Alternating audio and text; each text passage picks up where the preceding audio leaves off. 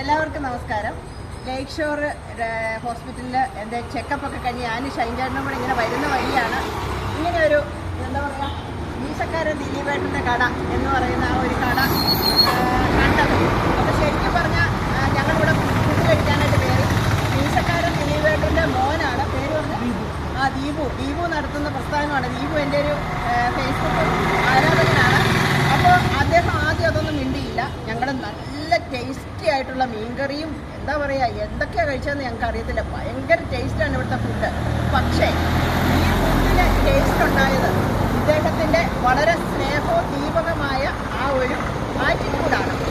ഓരോ കറികളും ഞങ്ങളെ കൊണ്ടുവന്ന് ഇട്ട് അതിനെക്കുറിച്ച് വിവരിച്ച സ്നേഹം കൊണ്ടാണ് ഞങ്ങളെ അത് ഊട്ടിയത്, എന്നെ ഷൈജേട്ടനെ. അപ്പോൾ അതുകൊണ്ട് എല്ലാവരും കാണേണ്ടതാണ്. ഭക്ഷണം എന്നത് ആസ്വാദികരമാകുന്നത്, സ്വാദേറുന്നത് ഇതുപോലെയുള്ള ആൾക്കാരുടെ സ്നേഹപരമായിട്ടുള്ള സമീപന രീതി കൊണ്ടാണ്. ആ മീൻ കൊണ്ടുവന്ന് വെക്കുമ്പോൾ ആ മീൻ കറിയെക്കുറിച്ച് വളരെ വാചാലതയോടെ അദ്ദേഹം എന്താ പറയുക സംസാരിച്ചിട്ടാണ് അത് വിളമ്പി തന്നത്. അപ്പോൾ ഷൈജേട്ടനാണെങ്കിൽ കഴിച്ചിട്ട് വണ്ടിക്കകത്ത് കയറി ഇരിക്കുകയാണ്. അപ്പോൾ ഭയങ്കരമായിട്ട് എല്ലാവരും കയറണം കേട്ടോ. ഒരു പ്രാവശ്യം എക്സ്പീരിയൻസ് ചെയ്താൽ പിന്നെ നാവിൻ്റെ തുമ്പത്തൊന്നും ആ സ്വാദ് പോകത്തേ ഇല്ല. അപ്പോൾ ഈ ഷൈജേട്ടനോട് കൂടെ ഒന്ന് ചോദിച്ചാൽ എങ്ങനെയുണ്ടെന്ന് അങ്ങോട്ട്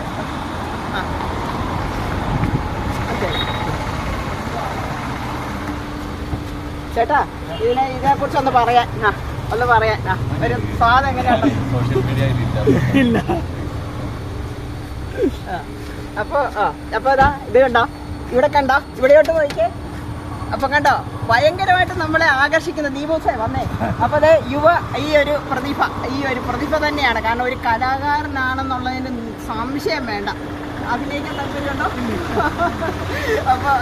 അപ്പോൾ ഞാൻ പറയും സീരിയസ് ആണ് കേട്ടോ. ഇനി ഇത്ര നേരമൊക്കെ ഞാൻ നിങ്ങളോട് നർമ്മപരമായിട്ടാണ് പറഞ്ഞത്. നിങ്ങൾ ഇതുവഴി പോകുന്ന ഈ റൂട്ട് ഏതാ? പനങ്ങാട്ടേക്ക് പോകുന്ന വഴി വന്നാൽ മീശക്കാരൻ ദിലീപേട്ടൻ്റെ കടയിൽ വന്നിട്ട് നിങ്ങൾ ഒരു നേരം ഊണ് കഴിച്ചിട്ടേ പോകാവുള്ളൂ. ഞാൻ അത്രയേറെ ആസ്വദിച്ചിട്ട് പറയുകയാണ്. അപ്പോൾ നന്ദി, നമസ്കാരം. നമസ്കാരം, വിജയിക്കട്ടെ.